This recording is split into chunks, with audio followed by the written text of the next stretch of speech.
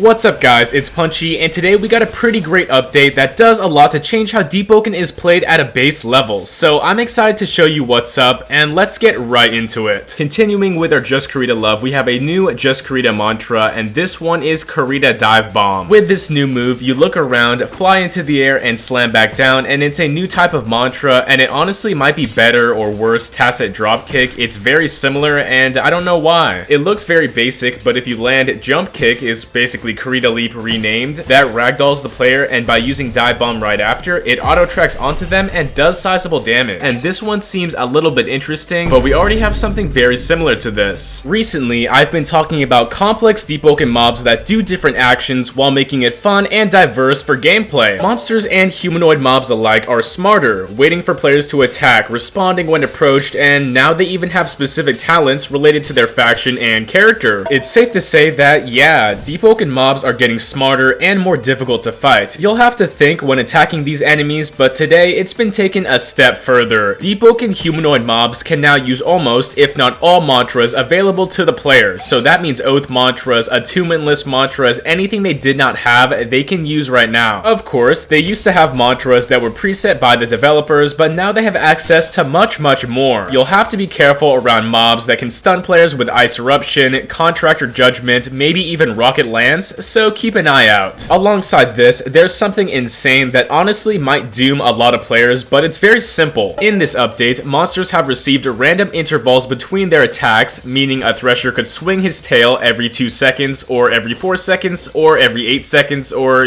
whatever, it's randomized. This is huge because it makes each monster duel a little bit different, and now you can't just turn off your brain, you gotta be ready to react if you want to live. I can't wait to see how the Deepwoken team diversifies and makes enemies a little bit more realistic in the future, and yeah, I'm excited. Following this trend for PvE, Primadon has received a huge buff, and that's talking about fighting him, not the actual boss. Previously, to spawn Primadon, you'd have to have a 12-minute cooldown between rituals, but now it's a fourth of that time, set at 3 minutes. Alongside this, you should be able to get higher tier loot because the chest pool has risen in rarity as well as quality. This classic Deepwoken boss fight needs recognition, and now it's finally been buffed up and worth checking out again. If you're more of a hell mode sort of player, that pool has received a buff where the completion chests grant guaranteed 1-star or better tier loot. This is great because monster hunting is a little bit harder, but the loot should be better. Onto some balancing, we have a few interesting things to check out. So with a huge hit to Hero Blades, their scaling has been nerfed pretty severely, dropping their elemental scaling down from 6.5 to 5.5. Apparently, builds using Hero Blades were doing a little bit too much for little cost, and now the damage has been toned down. So this might be unfortunate for mage players, but I think it's a fair way to balance out these options. Another huge nerf was prediction, so players who know what they're doing use prediction the mantra like a secondary parry because it fully negates and reflects damage with very little downside. Seriously, this mantra has been solid for such a long time, but now its windup was hit. I don't know how impactful this change will be to a very good, safe, and fast counter, but now it has 0.1 windup instead of basically instant old windup. This is a well-deserved nerf, but we'll see what happens. Nullifying Clarity, an interesting status-based talent, has received a partial rework, and here's what happened. This talent used to strip status from an enemy to instead deal an increase in physical damage, but now it does this differently. So Clarity can no longer be placed and removed at the same exact time, so things like Shadow Drain were placing a status on a single M1 and removed at that same M1, dealing little status but doing more damage, and this was not working as intended. To further add on top, Nullifying Clarity will no longer proc on critical attacks, meaning it's a little bit harder to use. So share your thoughts about this, and did it deserve this nerf? As a small final announcement, Battle Royale will occur every single Friday lasting until Monday, which means it's every single weekend instead of, every other week, and that's pretty good. That's all for right now, and try it out for yourself. There's so much more to explore in Deepwoken, and I didn't touch everything, so go experiment. As always, if you enjoy exclusive update content, make sure to like and subscribe. Thanks again, have a good one. It's punchin' time.